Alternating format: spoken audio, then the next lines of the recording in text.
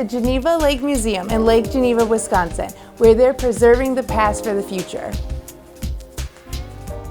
Here at Geneva Lake Museum, they have dozens of exhibits and thousands of historic artifacts.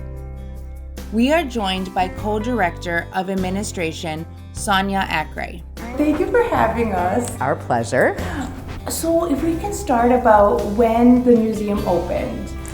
So the museum opened 40 years ago, but it was in another location in town. We've been in this location for 20 years now. And what was the main goal when you opened? At that point, it was opened by the history buffs, local history club. So they were just collecting relics. They were trying to preserve history from the Geneva Lake area. And obviously there's a lot of exhibits here. If you could kind of walk us through the layout of the museum. It does start with our Main Street. Main Street has a Potawatomi, an Indian beginning, moving through kind of the 1830s when the settlers were here. We have an 1880s parlor and bedroom. We have a post office. We have a 1900s dining room. We have a general store that also has some 1900s dental equipment in it, which is very fun to visit. We have a divided kitchen, which shows an 1880 and a 1920s kitchen and the differences between the two. We have railroad exhibits, and we have trains, model trains that kids can play with. We have a one-room schoolhouse. We have a small theater that you can sit in and watch old movies. And then from there we have lots of small exhibits. We have various estates. We have the Playboy Club. We have Gage Marine and their mailboat tour, things like that. Some of the local hotels and businesses, churches, we have exhibits on those things as well. And then we have our map room. And then our last exhibit is the Dungeons and Dragons Gary Gygax exhibit. So how long does it take to make one of the exhibits? So it does depend on the size and the footprint of the exhibit and the things that are going into it. We have some smaller kiosks that might take a few hours, a couple days. A room such as the Dungeons and Dragons room took us a couple years to get it painted, organized, cases in here to collect all the things that were going to be put in here. So it depends. And each exhibit has so many different artifacts. How do you go about collecting all of those? So sometimes they are just donated to us, and then after we've amassed a certain amount or something, as we're curating and we can pull it together into an exhibit, we set it up like that. Other times we do call-outs where we'll say we're looking for things from the military academy when we were doing the military academy exhibit. And then we would have people come forth and say, hey, I have sabers, I have uniforms, I have all these things, yearbooks. So that's how we got them as well. And two exhibits that stood out to me were the Dungeons and Dragons exhibit and the military room. So if you want to go into detail about those two. So the Dungeons and Dragons exhibit is our newest exhibit. It's been open for a couple years now. It is its own room in its entirety, so it is away from the rest of the museum. The rest of the museum kind of flows through, and then we have this room on the back end that's designated just for that. We showcase lots of things in here, but our main point of this room is to really celebrate Gary Gygax's life and tie to this community. So we don't necessarily talk about the history of the game or the history of TSR. There are little pieces of information about it, but our main focus is really Gary Gygax as a community member. And the military room. Our military room actually did suffer some water damage this winter, so we are fundraising currently for a complete renovation of that room. We will redo the electrical, the ceiling, the lighting, the floors, the walls. We'll take everything out. We're getting new cases, and then we'll completely redo the military room. We're aiming to have that done at the end of April so that in May we can participate in the nation's 250th anniversary. So feeding off that, what are your events here? We have lots of events here. One of our events is our Parade of Trees. During Christmas time, it actually starts right after Thanksgiving and it runs through right after New Year's. So we have local community businesses and organizations and schools and groups that come in and they set up Christmas trees all down Main Street. Last year we had just over 40 trees. And then the public can come in and vote for their favorite tree, in which we have a traveling trophy and fun things like that. And it seems like a really cool place here. So if someone wants to get involved with volunteering, what can they do? You can go ahead and email us through the website. You can stop in at the front desk and ask for a volunteer form. We are always looking for volunteers and in various capacities. So we have people who docent, they like to talk to people, they like to walk around the museum. We have people who do textiles. They dress the mannequins and they sew and they do things. So we do have a lot of different opportunities for different skill sets. And what are the benefits of having a membership? So the benefits of having a membership, we do have different tiered memberships, so there's different benefits under those tiers, but some of them would be the 10% discount in the retail store. Some of the higher memberships, you can bring guests in for free. Lifetime membership, obviously you're a member for life and you bring an unlimited amount of guests in for free throughout the year with the 10% discount, and then invitations to special events. And when you walk in, there's a nice little gift shop. What are kind of the things that you offer?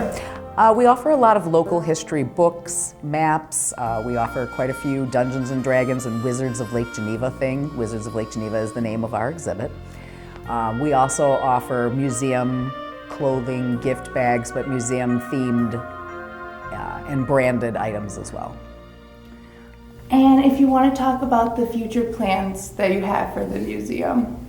So future plans we have for the museum is to continue to have new exhibits. Sometimes we just have to trade things in and out because we only have so much space, but that we like to continue to keep it fresh so that when people do come back, it's always something new.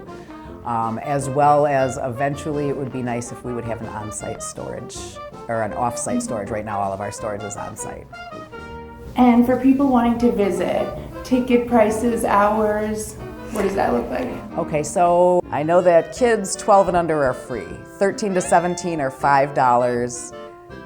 Adults are $12, and seniors 60 and over are $10. Our hours just changed. We are open right now Monday, Friday, Saturday, and Sunday.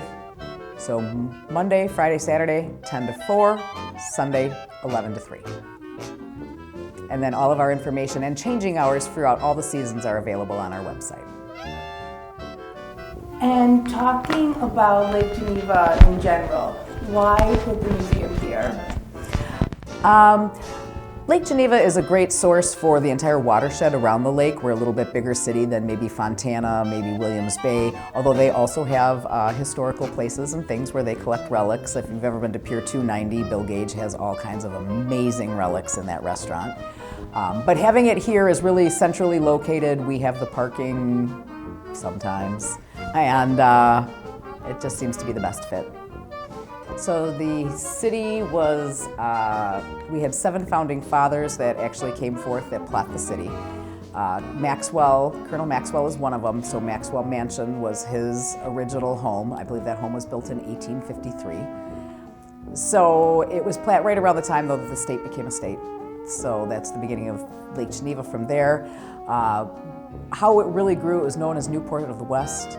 So we had a lot of the millionaires coming up and building estates around the lake, as well as the Chicago Fire. So when the Chicago Fire happened and the railway train came right up here, it gave other families an opportunity to come up here and get away from the city while they were rebuilding. And do you have a favorite thing about Lake Geneva? My favorite thing about Lake Geneva is the actual lake. I love the lake. There's a lot of fun things to do on the lake. There's tours, there's different estates you can see, there's different restaurants, they have water taxis, and then there's the lake path so that you can walk all the way around the lake. You can walk through the front yards of a lot of these mansions and places, and that's always, I love that. So you have a lot of people come from the community, a lot of youth. If you could talk about some of the field trips that people take. So we do have a lot of school field trips, and schools that are within the county and the watershed area we do offer free admission to. They just need to call and make a reservation for their tour so that we can have enough docents on hand.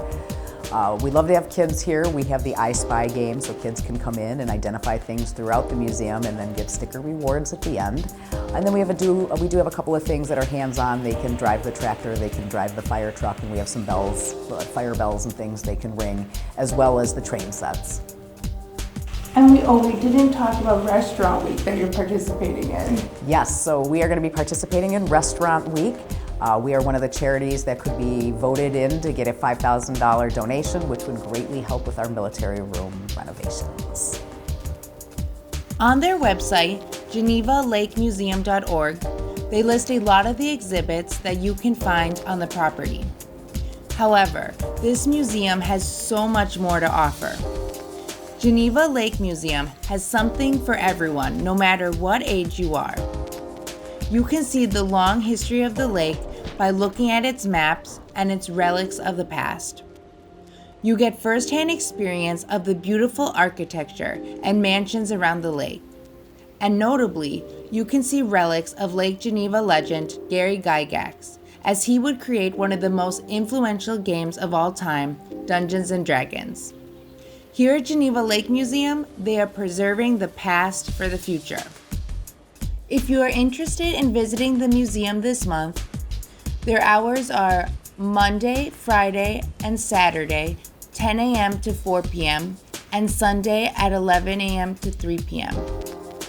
If you are interested in volunteering, you can call them at 262-248-6060 or stop in during regular business hours.